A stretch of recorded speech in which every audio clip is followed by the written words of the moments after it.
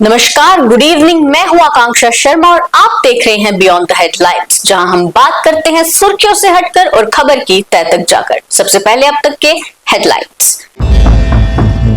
Terrorism और drug mafia हमारी बंदूक की नोक पर है, जम्मू कश्मीर के डीजीपी नलिन प्रभात का दबंग बयान।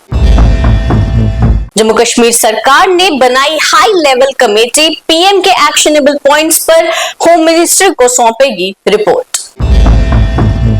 जम्मू कश्मीर कैबिनेट बैठक में चिशोती सहित अन्य बाढ़ पीड़ितों को 5 मरला प्लॉट देने पर सहमति।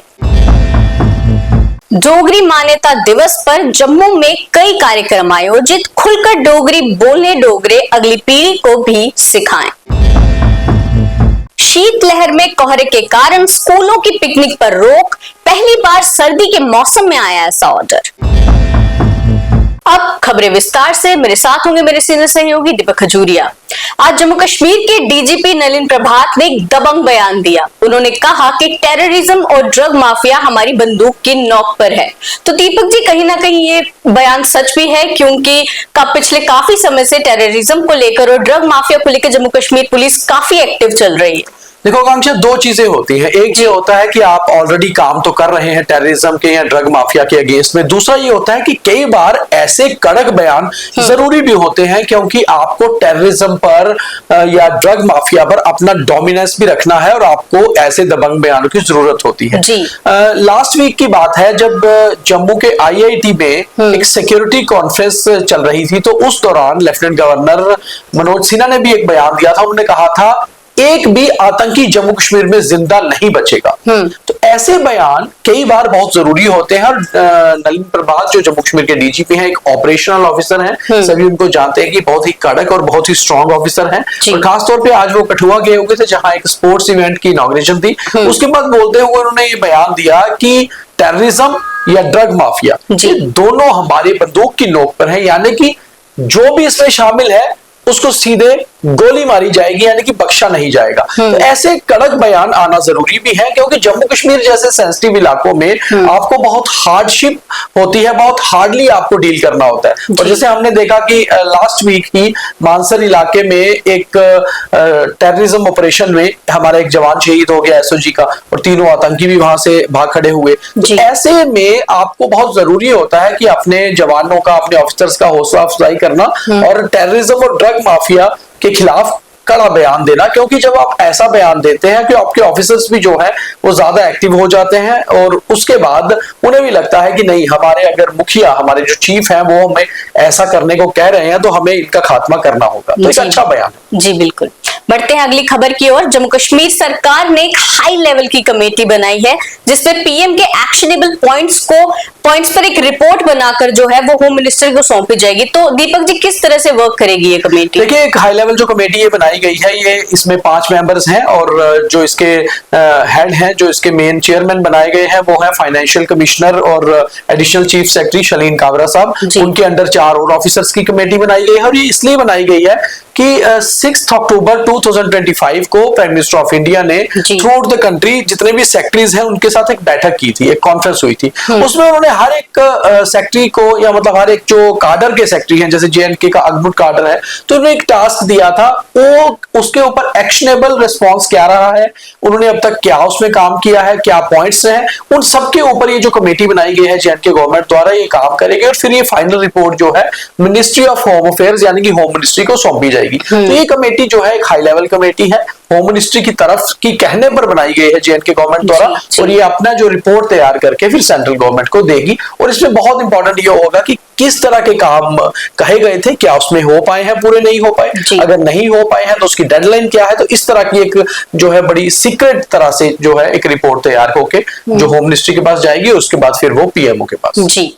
तो वहीं आज जम्मू कश्मीर कैबिनेट बैठक में एक सहमति हुई है, जहां पर चिशोती जैसी जगहें जो कि बाढ़ पीड़ित एरियाज हैं, उनको, वहां पर जो पीड़ित हैं उनको 5 मरले प्लॉट देने की सहमति की गई है। दीपक जी, आकांक्षा, आज कैबिनेट की मीटिंग थी 3 दिसंबर के बाद, आज 22 दिसंबर को कैबिनेट मीटिंग हुई है, और शायद ये 2025 साल की आखिरी कैबिनेट मीटिंग थी। इसमें 5 पॉइंट मेन एजेंडा पर पे थे। हमने एक स्पेशल दिन में आज लाइव करके एक्सक्लूसिवली जानकारी भी अपने दर्शकों को, अपने व्यूअर्स को दी थी कि क्या रहा उस कैबिनेट मीटिंग में, मगर इसमें जो सबसे मेन जो पहला पॉइंट था वो यही था कि जो बाढ़ पीड़ित हैं, खास तौर पे 14 अगस्त और 26 अगस्त के ये दो दिन ऐसे थे। 14 अगस्त को बहुत बड़ी नेचुरल कैलेमिटी जेएंडके में हुई थी, जब किश्तवाड़ के चिशोती इलाके में बादल फटने की घटना में बहुत सारे लोगों की जो है मौत हो गई थी और तकरीबन जो है माता मचेल के तीर्थयात्री थे।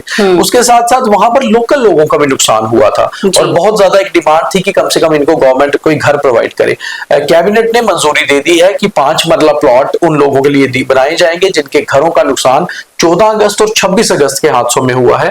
और अब इस फाइनल रिपोर्ट को मंजूरी देने के बाद इस फाइल को लेफ्टिनेंट गवर्नर साहब के पास भेज दिया गया है। अगर वो इसको मंजूरी देते हैं तो फिर ये प्रोसेस जो है एक ब्लूप्रिंट तैयार होकर प्रोसेस शुरू हो जाएगा और इसका सारा खर्चा जो है वो जेएंडके गवर्नमेंट उठाएगी, यानी कि जेएंडके गवर्नमेंट की जमीन से इनको प्लॉट्स दिए जाएंगे। जी बिल्कुल। तो वहीं आज डोगरी मान्यता दिवस है और जम्मू में इसके रिगार्डिंग काफी कार्यक्रम भी हुए हैं आज।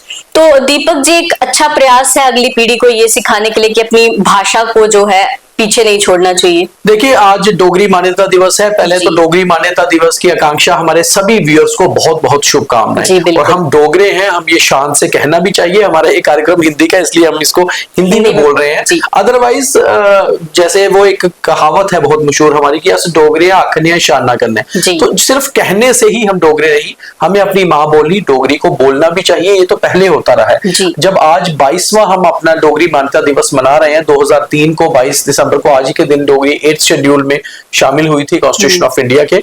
ऐसे में हमें एक स्टेप आगे बढ़ना है, यानी कि सिर्फ डोगरी बोलने से काम हल नहीं होगा। डोगरी पढ़ना बहुत जरूरी है, डोगरी लिखना बहुत जरूरी है, डोगरी देखना बहुत जरूरी है। जब हम देखने की बात करते हैं तो फिर यह है कि डोगरी नाटक, डोगरी सीरियल्स, डोगरी फिल्में वो देखें, पैसे खर्च के देखें ताकि मनोबल बढ़े।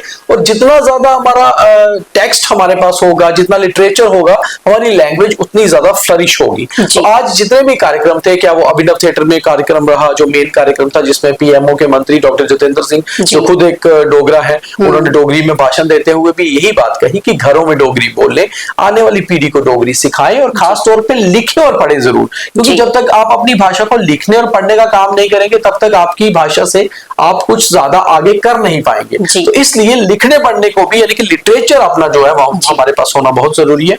तो डोगरी मान्यता दिवस पर हमें यही प्रण लेना चाहिए कि अगला जब हम अगले साल 23वां मान्यता दिवस मनाएं तो तब तक हम इन चीजों पर काम करना शुरू कर चुके हो और हमारे पास कुछ ना कुछ ऑन पेपर्स इसमें हो। जी बिल्कुल।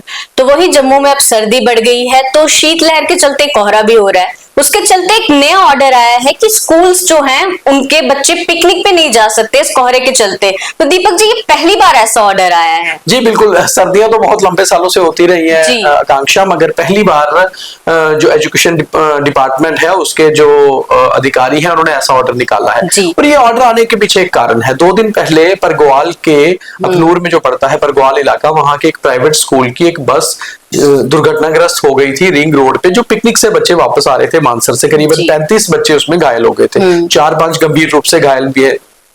ऐसे में गवर्नमेंट ने ये डिसीजन इसलिए लिया है क्योंकि उसकी इन्वेस्टिगेशन में सामने आया कि कोहरे के कारण बस जो है सड़क पर पलट गई और वहां फिसलन भी थी। और खासतौर पे जैसे हम रूटीन में बता रहे हैं कि आने वाले दिनों में शायद कोहरा भी बढ़ेगा, इसलिए अगर आप सुबह या शाम को कहीं जा रहे हैं, बहुत जरूरी ना हो तो घर से ना निकले। ड्राइव कर रहे हैं तो पार्किंग लाइट्स ऑन करके ड्राइव करें, बहुत ध्यान अपना रखें, धीरे ड्राइविंग करें, क्योंकि बहुत रिस्क बढ़ जाता है एक्सीडेंट्स का। और ये जरूरी भी है ऑर्डर। हालांकि ये ऑर्डर पहली बार ऐसा ऑर्डर आया है, मगर ये ऑर्डर अच्छा है। और तकरीबन कुछ स्कूल्स जिनकी पिकनिक इस हफ्ते थी, उन्होंने इस ऑर्डर को मानते हुए पिकनिक्स को पोस्टपोन भी किया है और विंटर वेकेशन के बाद शिफ्ट कर दिया है। मगर इसमें एक चीज बड़ी इंपॉर्टेंट है कि हम लोग जो पारिवारिक 5-10 परिवार मिलके, 5-10 दोस्त मिलके ऐसे में पिकनिक्स में जाते हैं, उसमें भी हमें थोड़ी कमी करनी चाहिए। हमें अगर बहुत जरूरी ना हो तो ऐसी फॉग में आपको ड्राइव पे नहीं निकलना चाहिए। अपना बहुत ध्यान रखना चाहिए, क्योंकि अभी ये जो मौसम होता है, खासतौर पे चिल्ले कलाम भी शुरू हो गए, तो अगले जो 1 महीने का मौसम है ये एक बहुत हार्श विंटर्स का होता है। तो विंटर्स का मजा कोशिश करें कि आप घर बैठ के लें।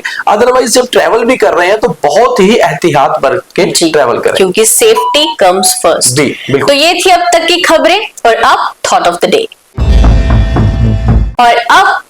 डे। परिस्थितियां बदलना मुश्किल हो तो मन की स्थिति बदल दीजिए, सब कुछ अपने आप ही बदल जाएगा। तो ये था आज का थॉट और आज का बीटीएच। बाकी तमाम खबरों के लिए देखते रहे न्यूज़ रूम 24 आवाज। जय हिंद।